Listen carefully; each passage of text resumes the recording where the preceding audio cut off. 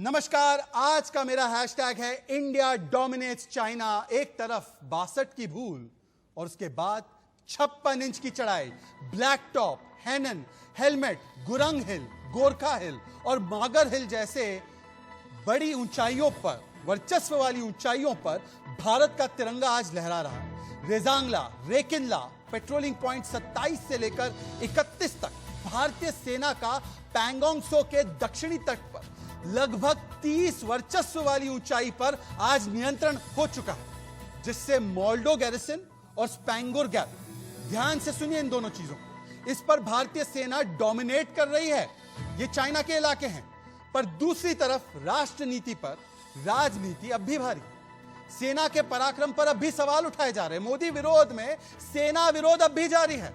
राहुल गांधी, जिनकी party communist party के साथ सीक्रेट करार करती है, जिस पर सुप्रीम कोर्ट ने भी सवाल उठाए, जिनके निजी ट्रस्ट में, आरजीएफ में चीन से 90 लाख का चंदा आता है और पता नहीं चलता क्यों आता है, जिन्होंने अब तक चीन के खिलाफ एक बयान नहीं दिया है, जिन्होंने अधीर रंजन चौधरी का ट्वीट डिलीट करवा दिया, उन्होंने एक भी बार चीन के खिलाफ नहीं बोला, पर चीन का बचाव करते हुए सेना पर सवाल उठाए जाते हैं। कहते हैं कि चीन हमारी जमीन पर कब्जा कर रहा है। सुनिए, ये ट्वीट में कहा है उन्होंने, चीन को भगाने के लिए भारत की सरकार क्या योजना बना रही है, या चीन विवाद भी एक्ट ऑफ गॉड है, तंज कस रहे हैं। तंज किस बात पर? जो act of God Nirmala Sitharaman ने कहा था उस पर। एक्ट ऑफ गॉड का तो पता नहीं राहुल गांधी, पर एक्ट ऑफ नेहरू मुझे पता है और देश नहीं भूल पा रहा है। अक्साई चीन 1962 गवा दिया, 1963 में काराकोरम गवा दिया, 2008 में टिया पंगनक गवा दिया, चापजी घाटी गवा दी, डूमचेली 2009 में गवा दी, 2012 में डेमचौक गवा दिया, 2013 में लाकी नूला गवा दिया, 2010 से लेकर 13 600 इंकर्शन हुए। क्या ये एक्ट ऑफ गॉड था या एक्ट ऑफ नेहरू था? और आज तक इन ऊंचाइयों पर कभी चढ़ाई क्यों नहीं हुई? क्या आज तक चीन को सिर्फ चढ़ावा लगता गया भारत के हितों का? क्या समझौता इसलिए हुआ क्योंकि चीन का चंदा लिया था? क्या आप 2017 में डोकलाम में चीनी एम्बेसडर के साथ नहीं थे राहुल गांधी? सवाल सिर्फ इतना है, जब आज सैन्य घेराबंदी हो रही है, कूटनीतिक घेराबंदी हो रही है, आर्थिक घेराबंदी हो रही है, चाइना की संपूर्ण घेराबंदी हो रही है, तो आप भारत के साथ क्यों नहीं नजर आ रहे, चाइना के साथ क्यों नजर आ रहे हो? देखिए, ये ट्वीट मैं आपको फिर से दिखाना चाहता हूं। राहुल गांधी का ये ट्वीट, सरकार पर हमला करते करते सेना पर हमला करने से नहीं चूकते हैं राहुल गांधी। सुनिए क्या बोल रहे हैं राहुल गांधी। कहते हैं हमारी जमीन पर कब्जा है चीन का, भारत सरकार कोई योजना बना रही है कि नहीं बना रही है, या इसको भी एक्ट ऑफ गॉड माना जाए? ये सुनिए इन बयानों को। आज भी मैं कहना चाहता हूं कि भारत के साथ खड़े हैं राहुल गांधी आप, या चाइना की वफादारी निभा रहे हैं क्योंकि आपने चाइना का चंदा लिया है? मैं 3 तस्वीरें दिखाना चाहता हूं। ये 3 तस्वीरें देखिए, जो 3 तस्वीरें मैं आपके सामने लाना चाहता हूं, वो 3 विंडोज में देखिए। गलवान में हमारे शेर जाबाज सिपाही गलवान में हड्डी तोड़ जवाब देते हैं, गलवान घाटी में सबक सिखाते हैं चाइना को। 58 से ज्यादा चीनी सैनिकों को गलवान में हमारे बलवानों ने मारा। और दूसरी तरफ आप देख सकते हैं कि तस्वीर जो है आपके सामने राहुल गांधी की, जो भारत की सेना पर अब भी सवाल उठा रहे हैं, अभी भी सवाल पैदा कर रहे हैं कि क्या हुआ था। आप बताइए कि जमीन पर कब्जा क्यों किया गया था? और राहुल गांधी को 15 जून भी नहीं याद है, राहुल गांधी को 29 और 30 अगस्त की रात भी नहीं याद है। और ये एलएसी की ताजा हालत में आपको दिखाना चाहता हूं, ताजा स्थिति क्या है। देखिए, अब मैं आपको दिखाना चाहता हूं कि स्थिति क्या है एलएसी पर। और आपके सामने ये की ग्राफिक्स, और आपके सामने प्रकट हुए हैं मेरे वरिष्ठ सहयोगी आशीष सिंह, जिन्होंने कम से कम 20 साल इन चीजों में लगाए हैं। वो पल पल के जानकारी भी रखते हैं और हर एक इलाके से वाकिफ है। और इसलिए आशीष, मैं अब चुप रहूंगा और आप मुझे बताइए कि आज की तारीख में भारत को क्यों कहा जा रहा है कि तिरंगा उन ऊंचाइयों पर लहरा रहा है जहां पर 62 में कभी हम नहीं जा पाए, जहां पर 2010 में कभी नहीं जा पाए, 2014 तक कभी नहीं जा पाए। आशीष, ओवर टू यू, समझाइए की ग्राफिक्स। Thank you Shahzad. और ये एक बहुत ही एडवांटेज पोजीशन और कमांडिंग सिचुएशन में है, न केवल इंडियन आर्मी बल्कि स्पेशल फ्रंटियर फोर्स, जो कि डायरेक्टली रॉ और कैबिनेट सेक्रेटरी को रिपोर्ट करते हैं, और पीएम को भी।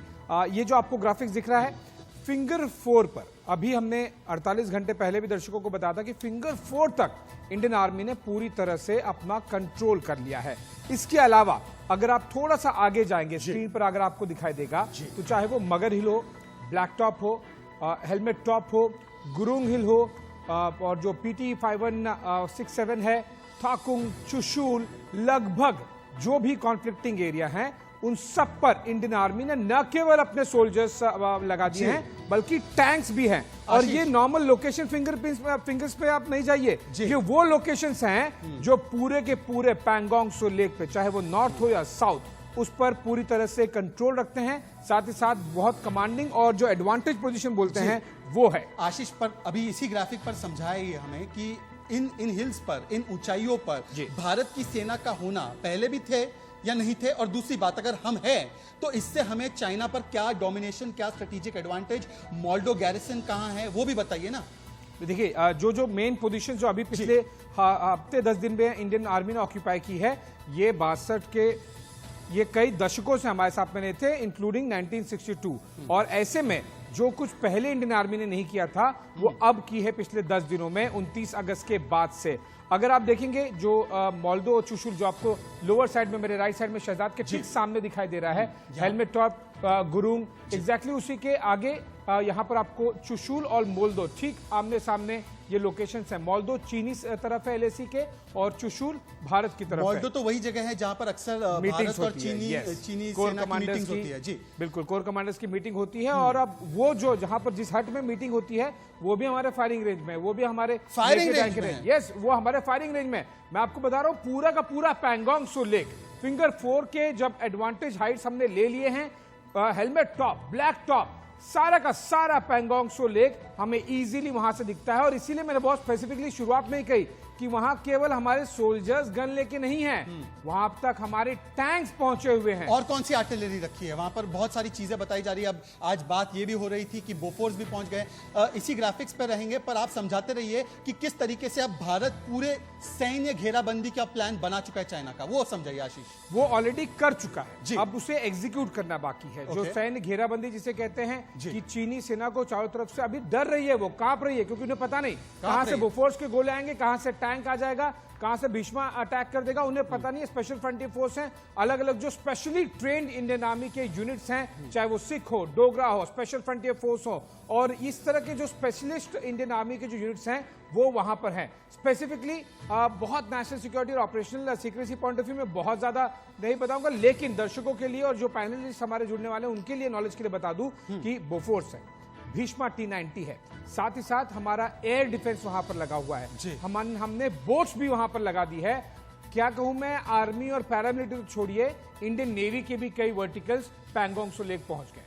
पैंगोंग सो लेक पहुंच गए, मतलब ये कहना जायज होगा, और मैं बस 10 सेकंड और इस पे स्पेंड करना चाहता हूं कि ये कहना संभव होगा कि आज भारत का तिरंगा उन ऊंचाइयों पर लहरा रहा है। अब आशीष मुझे समझाइए कि ये जो इलाके हैं जो आपके सामने हमारे स्क्रीन पर आए हैं की ग्राफिक्स के जरिए, इन इलाकों पर किस तरीके से हम लोग डोमिनेट कर रहे हैं, और इन इलाकों का रणनीतिक जो एक तरीके से एडवांटेज होता है, स्ट्रेटेजिक इंपॉर्टेंस होता है। आशीष, मैं आज आपको इसलिए मौका दे रहा हूं शुरुआत में क्योंकि मैं नहीं चाहता राजनीति में हमारी तमाम बातें उलझ जाए। राहुल गांधी हो सकता है ना समझो, उनको नहीं पता हो, पर आशीष सिंह जब कोई बात रखते हैं तो आशीष सिंह, क्या ये बात आप फैक्ट से, सैटेलाइट इमेज देखकर रख रहे हैं? किस तरीके से आप इन निष्कर्षों पर आए, ये भी समझाइए हमारे दर्शकों को। On ground direct information verifiable with this satellite and OSINT, ये सारे, ये जो मैं कुछ बता रहा हूं, जो आप समझा रहे हैं, ये हमारे पैनलिस्ट और दर्शक आराम से इजीली इंफॉर्मेशन छोड़ के ये सारे लोकेशंस वो देख सकते हैं। सैटेलाइट, गूगल अर्थ से आप सैटेलाइट से देख सकते हैं। और साथ ही साथ ऑब्वियसली अब ये कमर्शियल सैटेलाइट से टैंक तो नहीं दिखाई देगा, वो हम डायरेक्ट इंफॉर्मेशन हमारे आर्मी हेडक्वार्टर सूत्रों से और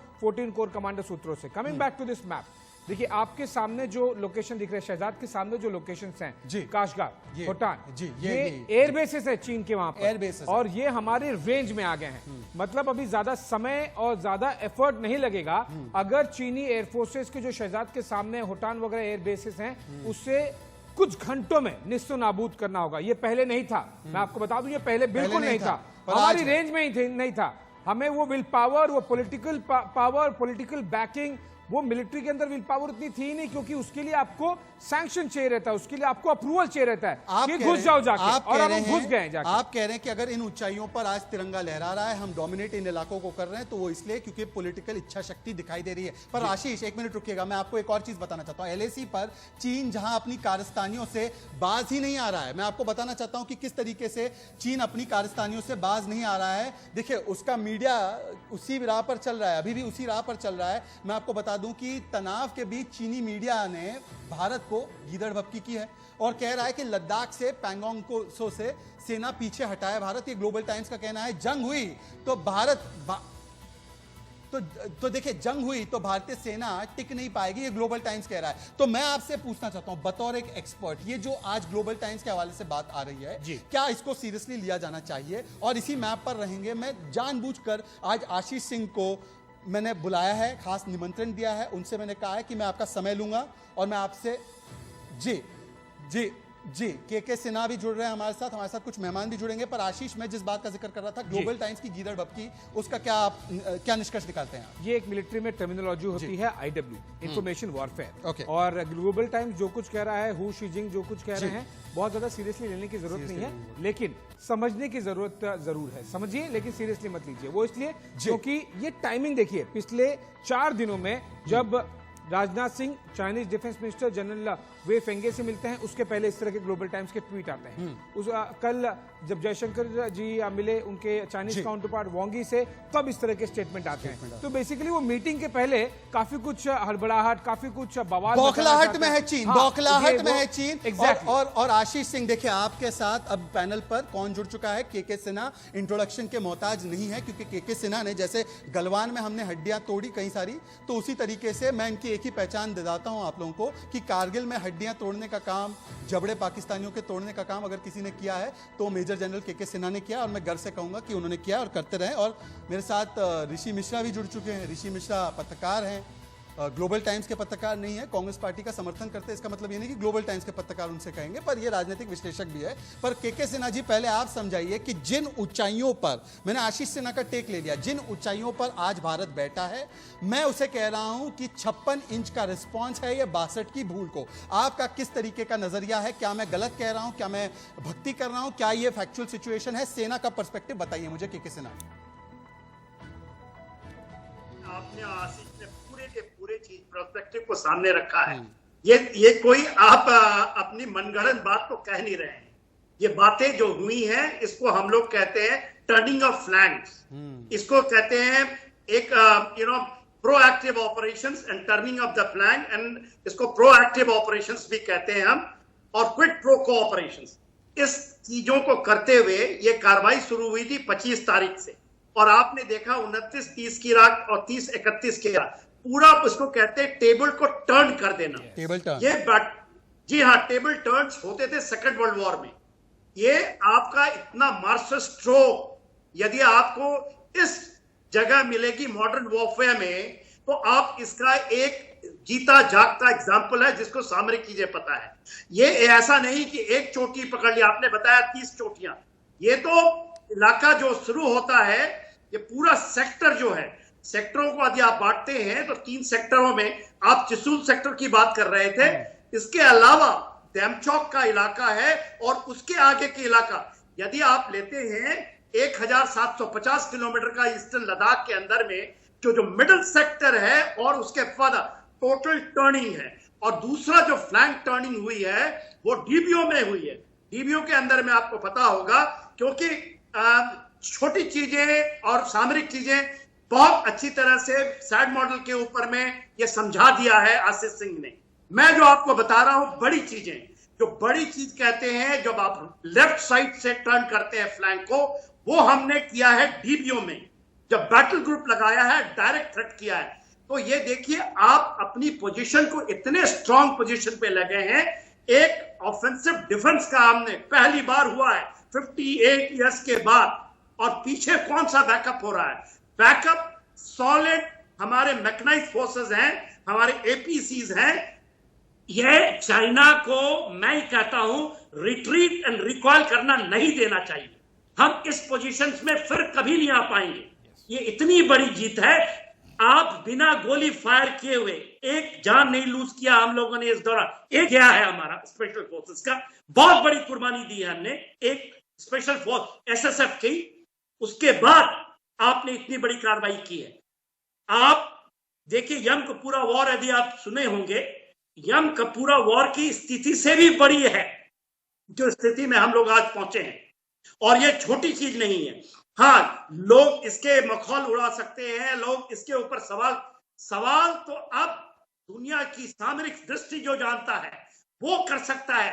जितने भी सामरिक दृष्टि का छोटा भी ज्ञान रखते हैं उनको इन बातों का पता होगा किस तरह से आप फिंगर 4 में चढ़े हैं।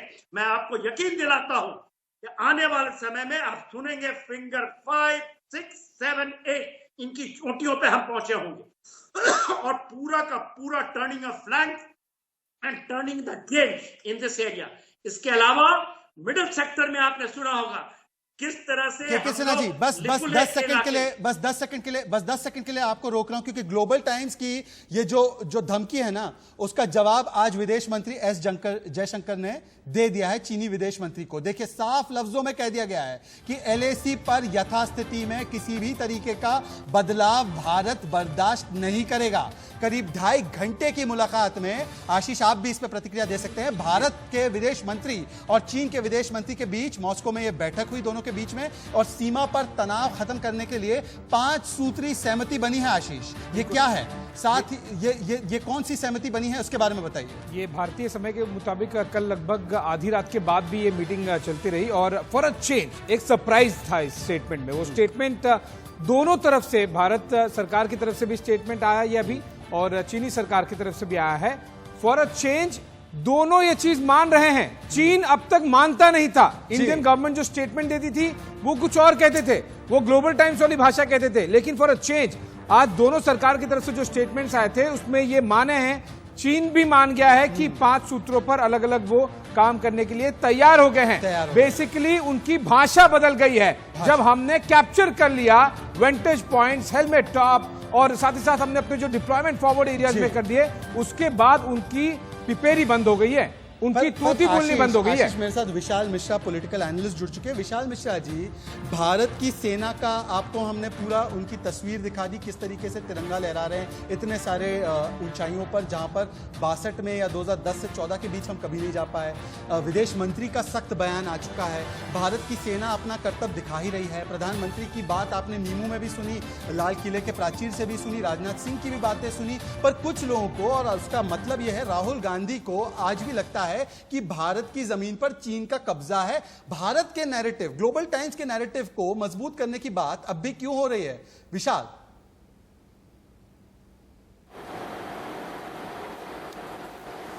देखिए सजाद भाई, कांग्रेस के पास सिवाय झूठे प्रोपेगेंडा के अलावा और कोई विकल्प नहीं है। राहुल गांधी जी समय समय पर आकर ट्वीट कर देते हैं, उसमें एक वीडियो डाल देते हैं और वो ये बता देते हैं कि चीन ने हमारा कब्जा कर लिया है। अभी बीच में उन्होंने एक शेर व शायरी भी डाला था कि मुझे रहबर से गिला नहीं, कुछ ऐसे ही था कि जो है मलाल है। मैं ये पूछना चाहता हूँ कांग्रेस के लोगों से जी, कि आपने किससे पूछकर अक्साई चीन दे दिया था? आपने किससे पूछकर अब तक लगभग 78,000 किलोमीटर की जमीन, स्क्वायर किलोमीटर की जमीन आपने चीन को दे रखी थी? जी, आप भूल गए वो सारी बातें जो आपके ही सरकारों ने और आपके ही परिवार के बाप दादाओं ने किया था। अभी मनमोहन सिंह जी की सरकार में भी जो एक श्याम शरण साहब थे, जो उनके पर्सनल कैपेसिटी में एडवाइजर थे, और उनकी एक किताब में खुलासा हुआ है कि सियाचिन भी देने की बात हो गई थी पाकिस्तान को। तो ऐसे कांग्रेस से ये उम्मीद, ऐसे कांग्रेस पार्टी से ये उम्मीद करना कि वो भारत सरकार का साथ देगी। आपको तो याद होगा शहजाद भाई कि जब अभी ऑल इंडिया पार्टी की मीटिंग बुलाई थी हमारे प्रधानमंत्री साहब ने, मेरा सवाल तो ये है ना, विशाल मैं लौट कर आ रहा हूं आपके पास, विशाल मैं लौट कर आ रहा हूं क्योंकि मेरे साथ एक और एक्सपर्ट जुड़ चुके हैं। आज देखिए, मैंने कहा कि राजनीति को थोड़ा सा हम ब्रेक देते हैं। आशीष सिंह, पहले मैंने सोचा कि राजनीतिक विश्लेषक के पहले एक एक्सपर्ट के सिन्हा जी ने अपनी बात रखी। अब रोहित देव, कर्नल रोहित देव की पहचान मैं करवा दूं, देश के सबसे जाने माने रक्षा विशेषज्ञों में से एक है और उन्होंने उन इलाकों में काफी सर्व भी किया है। पर कर्नल रोहित देव, मुझे समझ नहीं आ रहा, और मैं तस्वीरें चलाऊंगा आपके पास, कि बार बार जब भारत डोमिनेट करता है, भारत आगे आता है, तो राहुल गांधी इस तरीके की बात क्यों करते हैं? डोकलाम में भी जब हमारी सिचुएशन थी चाइना के सामने आमने सामने की, तो एम्बेसडर के साथ खड़े रहते हैं। क्या इसमें चाइना का चंदा उसका एंगल है या चाइना से कोई करार किया है? ये क्या बात है कि चाइना की एक नैरेटिव को बार बार, ग्लोबल टाइम्स के नैरेटिव को भारत की सेना का मनोबल तोड़ने वाली बात बार बार होती है? रोहित देव, देश का कोई भी नागरिक हो, देश पे हुकूमत करने की जो चाहत है या जो इनकी जिज्ञासा है लोगों की, पॉलिटिशियंस की, उसको देखते हुए आप देश को गिरवी नहीं रह सकते। ये बहुत अहम बात है और मैं समझता हूं कि उससे ऊपर उठ के काम करने की जो एक कार्यकर्ता का कार्रवाई होना चाहिए देश में, वो नहीं हो रहा। डोकलाम की आपने बात की, मैं बताता हूं, एक ऑफिशियल सीक्रेट एक्ट होता है जिसमें ये सारे जो पॉलिटिशियंस हैं, जो कमिटीज पे बैठते हैं, उन पे भी लागू है, मेरे पे भी लागू है। जनरल सिन्हा साहब बताएंगे हम पे कैसे लागू होता था।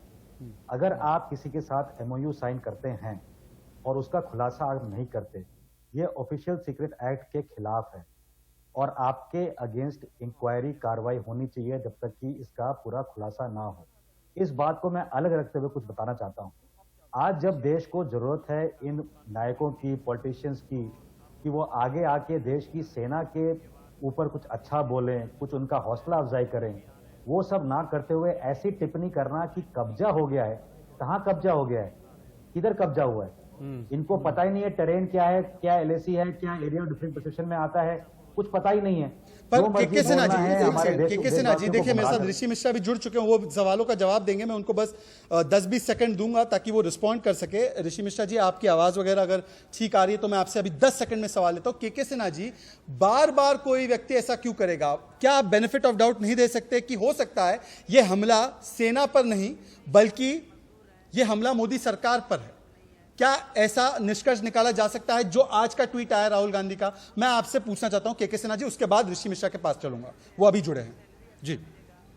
सवाल उठाएंगे तो ये बिल्कुल जायज नहीं। यदि जो लोग बहुत डीप रिसर्च में जाते हैं तो आप एक डीप रिसर्च देखिए, ग्लोबल टाइम की एक रिसर्च है और वो 2 दिन पहले हुई है। उन्होंने चाइना के अंदर लोगों के साथ में किया है।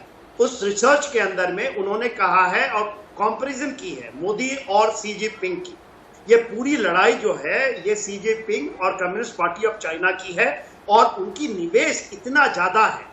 और ये इसको देखिए, हल्के मना लें, ये मन मस्तिष्क और आपके एजुकेशन सिस्टम, आपके कॉर्पोरेट हाउस, ये जैसे हम लोग बैठे हैं मीडिया के अंदर में भी ये बहुत ज्यादा घुसा हुआ है और वो किस तरह से गेम खेलता है उसका हिस्सा है। मैं एक फॉरेन चैनल के ऊपर में मेरी डिस्कशन चल रही थी, उन्होंने मुझसे पूछा था 5th कॉलमिस्ट के ऊपर।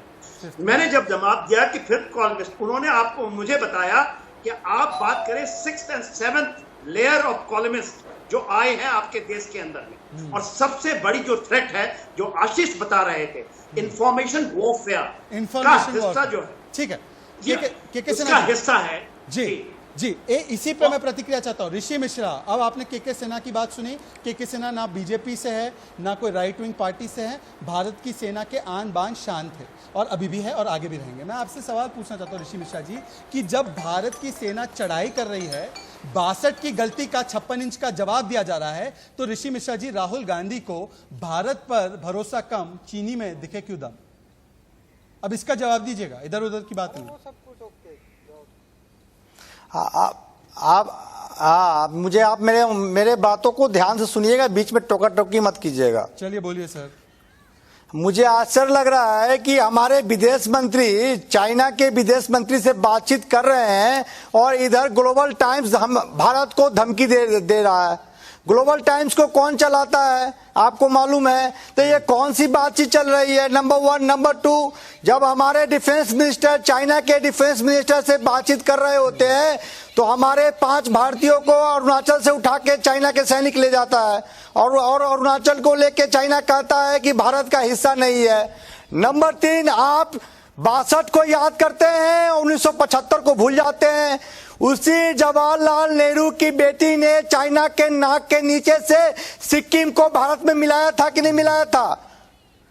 उसी जवाहरलाल नेहरू के नाती ने, राजीव गांधी ने 1987 में अरुणाचल प्रदेश को चाइना के विरोध के बावजूद भी भारत का अभिन्न हिस्सा और राज्य का मान्यता दिया था कि नहीं दिया था? ऋषि भारत की सेना कमजोर है। भारत की मेरे सेना ने पॉइंट पर surrender कब किया। आओगे? एक सेकंड। आपका सिंगल पॉइंट ये है कि राहुल गांधी को देशद्रोही साबित कर दीजिए। अरे आपका सिंगल आपने अपनी एजेंडा बात रखी, ये मैं है आपको कि काउंटर पूछ कांग्रेस सकता हूं? और राहुल गांधी देशद्रोही है। तो पत्रकार है देशद्रोही है तो जेल भेजिए ना, पत्रकार ही है जेल ना। भेजिए।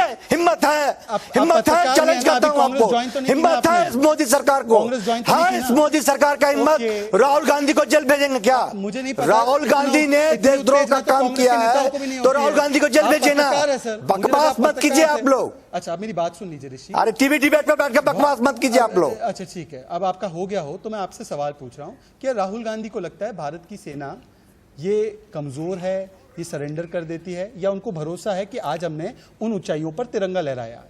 आपसे सिर्फ इतना जानना है मुझे, क्योंकि उन्होंने कहा भारत की जमीन पर चाइना का कब्जा है। अरे भारतीय आपका take क्या है भारतीय सेना इतना, देखिए, अरे मुझे बोलने तो दीजिए। भारतीय सेना इतना सूरबीर है कि सिक्किम में क्या हुआ था मालूम है? तो अभी जमीन नहीं दी ना हमने, यही तो मैं कह रहा हूं ना। आशीष कॉन्ट्रडिक्ट करते हैं ना ऋषि अपनी बातों को। मालूम है? ऋषि भारत की सेना, आशीष भारत की सेना कमजोर नहीं है, बलवान है, मतलब हमने जमीन नहीं दी तो राहुल गांधी झूठे हैं।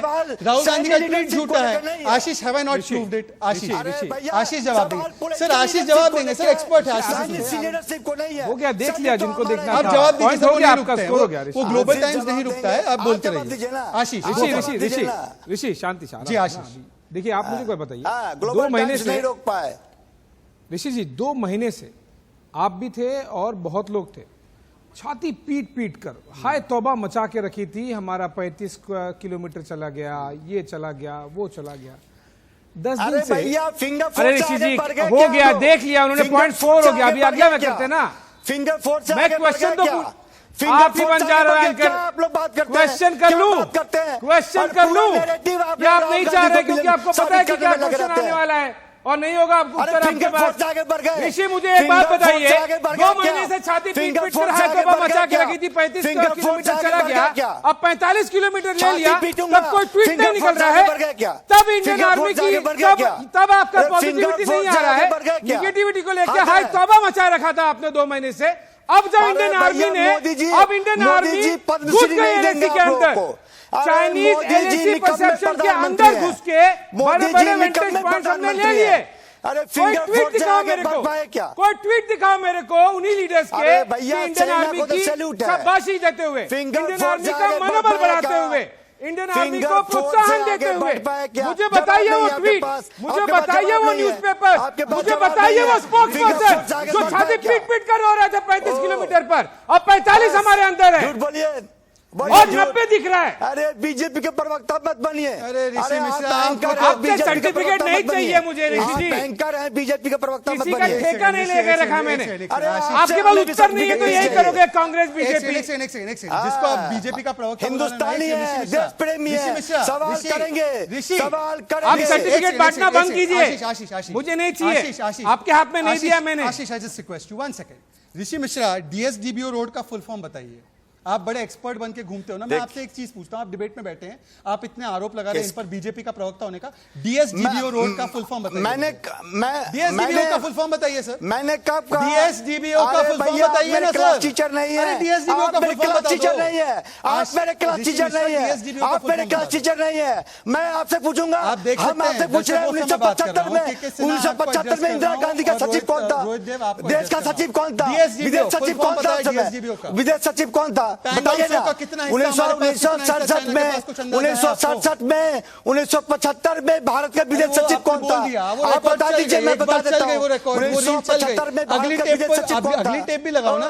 बस चलिए, मैं एक काम करता हूँ। आशीष सिंह, के सिन्हा, रोहित देव, विशाल मिश्रा और ऋषि मिश्रा। ऋषि मिश्रा की आवाज थोड़ी सी धीमी की जाए क्योंकि मुझे हेडलाइंस दिखानी है और हेडलाइंस तो एक बहाना है। मैं ऋषि मिश्रा को डीएसडीबीओ क्या है, इतना अहम है वो, इतना स्ट्रेटेजिकली इंपॉर्टेंट है, उसका अगर वो फुल फॉर्म नहीं बता पा रहे हैं, पर राहुल गांधी की तरह जो आलू से सोना निकालते हैं हर रोज, उनकी तरह आकर यहां पर अनलगढ़ आरोप लगाते हैं। और आरोप लगाइए मोदी सरकार पर, मुझे कोई आपत्ति नहीं है, पर मोदी सरकार पर हमला करते करते, सेना पर हमला करते हैं ना, इसी का हम विरोध करते हैं। डोमिनेट्स चाइना, ये हमारा हैशटैग है। और आगे बढ़ूं उससे पहले, एलएसी पर तनाव के बीच पीएलए, चाइना की आर्मी ने दिखाया दुस्साहस।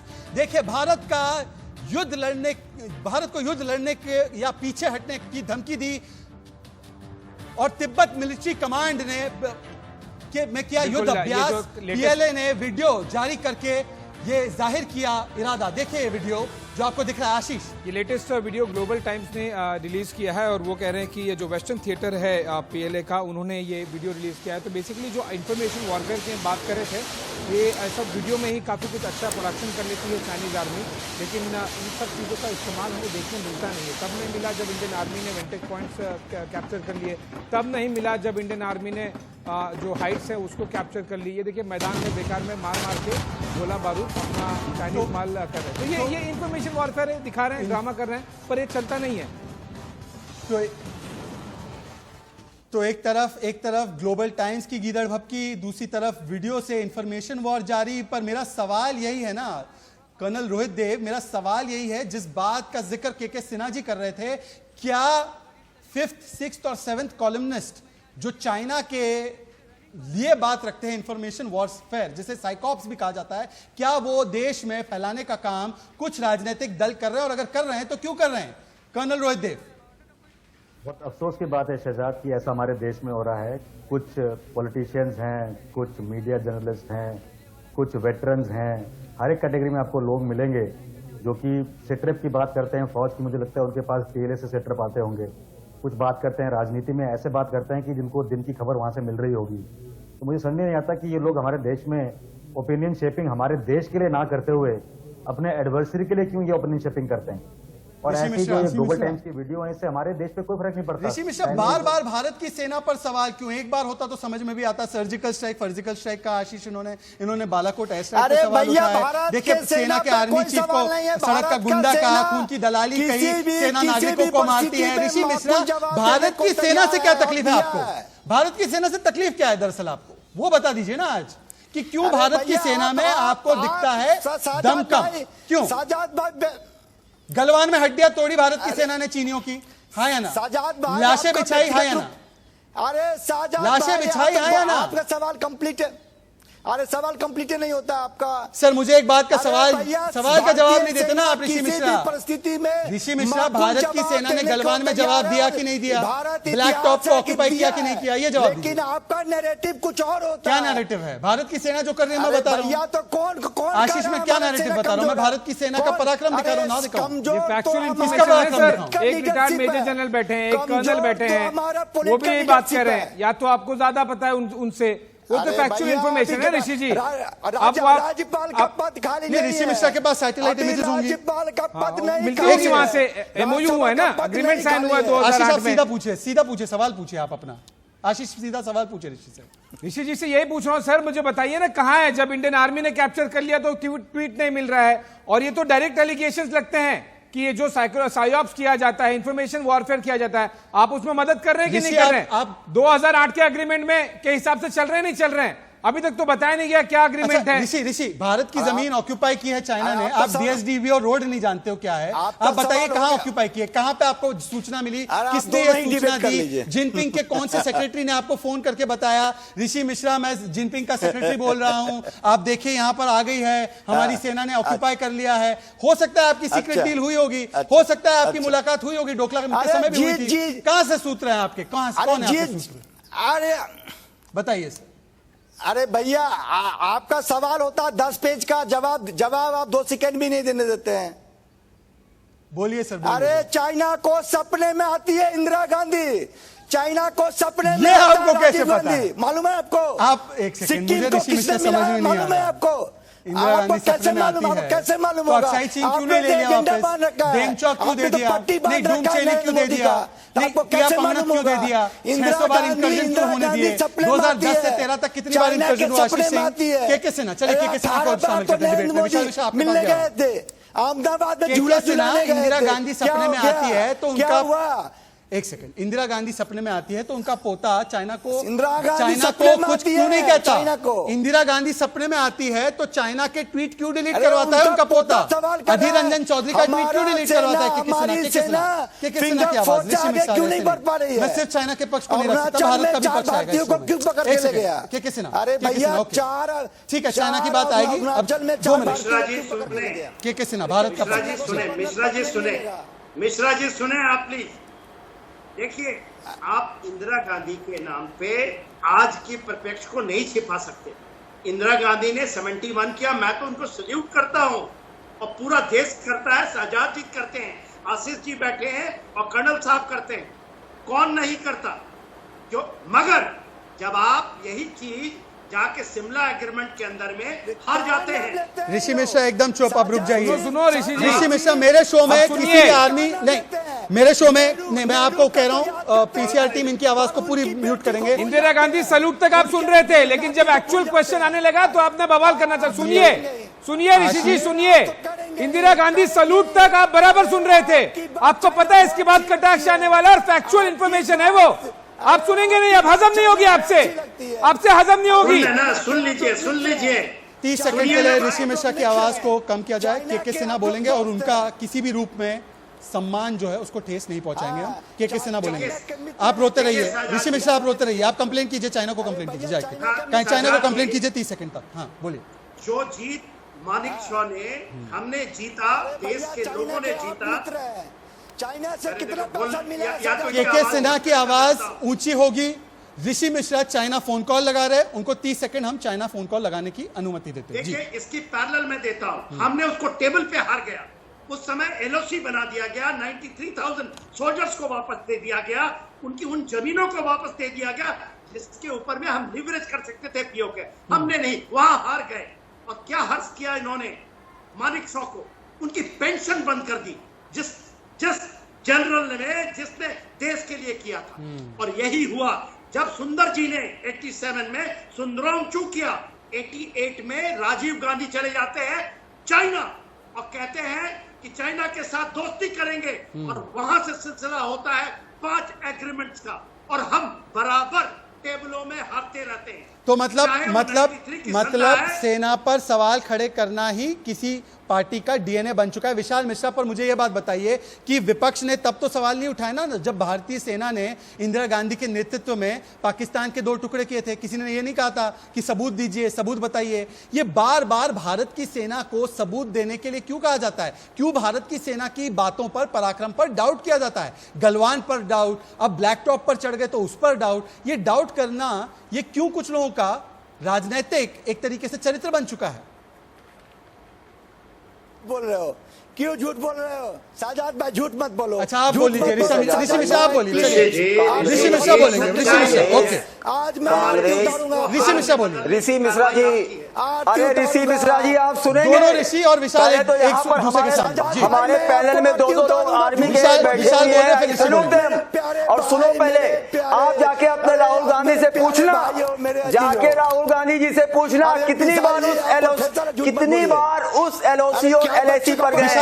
जाके पहले उनसे एलओसी और एलएसी का फुल फॉर्म पूछ के आना कि दोनों में अंतर क्या है।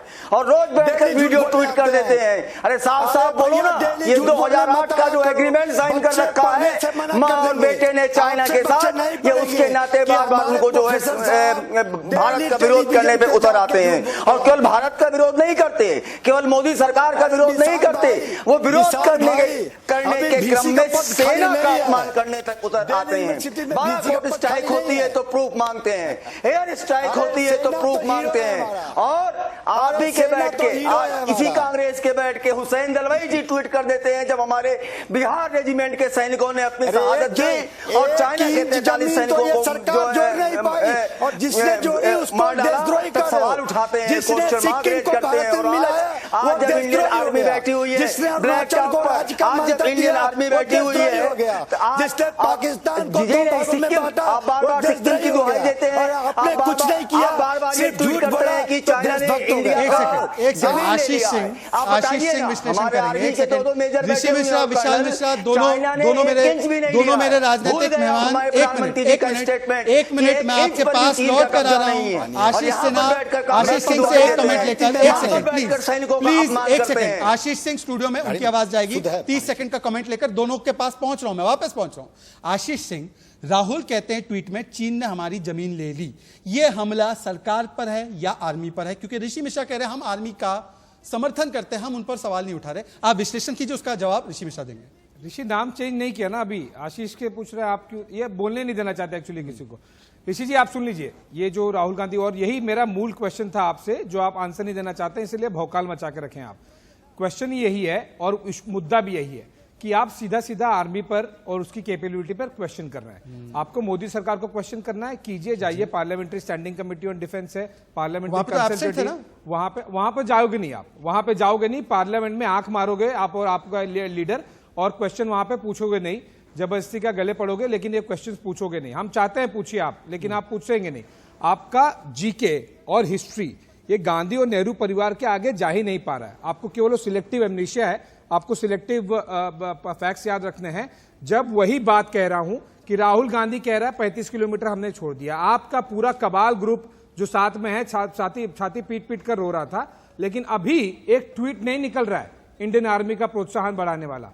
आपको ये लीडर ऑफ अपोजिशन की आपको ये इस तरह से आप कंस्ट्रक्टिव रोल निभाना चाहते हैं। अब आप किसी को बोलने नहीं देना चाहते हैं। अब आपको सिक्किम की बात करनी है, अब आपको 65 और 55 की बात करनी है। लेकिन जब 35 किलोमीटर की आपको बात करनी होगी तब आप करंट में रहना चाहेंगे, आप सिलेक्टिव होना चाहेंगे, आप आर्मी को क्वेश्चन करेंगे। आप कीजिए ना मोदी सरकार को क्वेश्चन, लेकिन आर्मी पे क्यों अटैक करते हैं? आप इंडियन आर्मी की कैपेबिलिटी पे क्यों कर रहे हैं? और अभी आप इंडियन आर्मी, आपके लीडर को बोलिए ना इंडियन आर्मी का प्रोत्साहन वाला ट्वीट कीजिए, कांग्रेचुलेट कीजिए। हमने फिंगर 4 का पॉइंट ले लिया, हमने ब्लैक टॉप ले लिया, हमने हेलमेट टॉप ले लिया, हम एलएसी के अंदर घुस गए चीन की तरफ। अभी बोलिए ना, अब आप क्यों नहीं, अब आप एक्चुअली आप और आपका कबाल ग्रुप अंदर से रो रहा होगा, क्योंकि 2008 के एग्रीमेंट को आप लोग फॉलो नहीं कर पाए हैं, आप नहीं कर पाए हैं।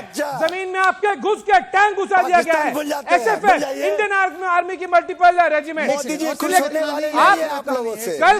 कल भी ऋषि मिश्रा से मैं कंगना रनौत के टॉपिक पे बात कर रहा हूं, ये बोल रहे हैं गांधी परिवार का इतना योगदान रहा है, आप उससे आगे जा ही नहीं सकते।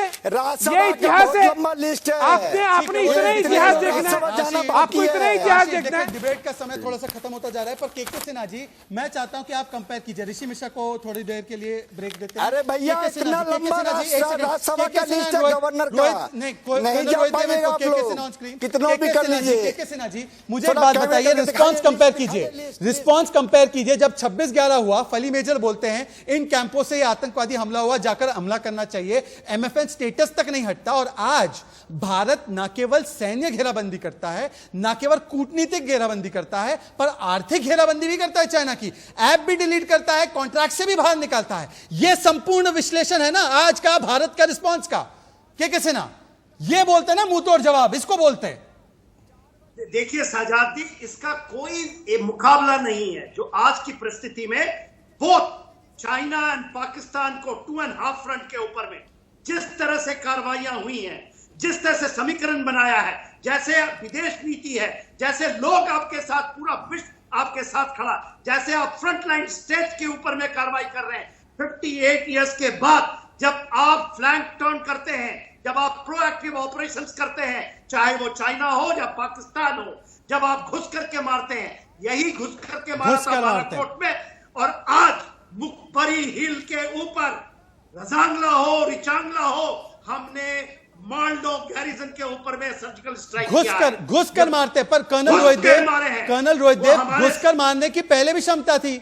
भारत की सेना पर कभी डाउट किसी ने नहीं किया। घुसकर मारने की क्षमता 62 में भी थी, 2010 में भी थी, 2008 में भी थी, 2014 में भी थी। तो घुसकर क्यों नहीं मारा गया? जहां पर मारना चाहिए था, घुसकर क्यों नहीं मारा गया? कर्नल रोहितदेव में जो मीटिंग हुई डॉक्टर जयशंकर की, ये एक हमारा जो नेशनल इंस्ट्रूमेंट ऑफ पावर है, मिलिट्री पावर और इकोनॉमिक पावर, और खास तौर पे जो एक्शन गलवान में हुआ और पगांसू में हुआ, उसने चाइना को मजबूर किया ये मीटिंग लेने के लिए, और एक फेस सेवर के नाते 5 पॉइंट कंसेंसस को रीच करने के लिए। तो कोई दो राय मत रखिए, भारत नहीं गया चीन से बात करने के लिए, चाइना को फेस सेवर चाहिए, देखते हैं कैसे मिलता है उसको। दूसरी बात मैं और स्पष्ट कर दूं, जुलाई 2014 मैं उधर ही था, बारामूला सेक्टर में, पहली बार स्वर्गीय जेटली जी वहां आए थे, जब हमारे जवानों ने और हमारे जनरल तक ने, उनमें से कुछ हैं जो आजकल बात करते हैं विपक्ष के तौर पे होके खड़े टीवी के ऊपर, उन्होंने ये कहा था कि हमारे अगर हाथ बंधे नहीं होते तो हम क्या नहीं कर देते। और जेटली जी ने बोला कि आपके हाथ किसने बांधे? और उस दिन हाथ खुले हैं एलसी पर, और आप देखिए अभी वहां का क्या नतीजा है। सेम कार्रवाई में पूछना चाहता हूं एलएसी के ऊपर, ये डीएसडीबीओ रोड बन रही है 2000 से सैंक्शन की हुई, क्यों नहीं बनी पिछले 20 साल में?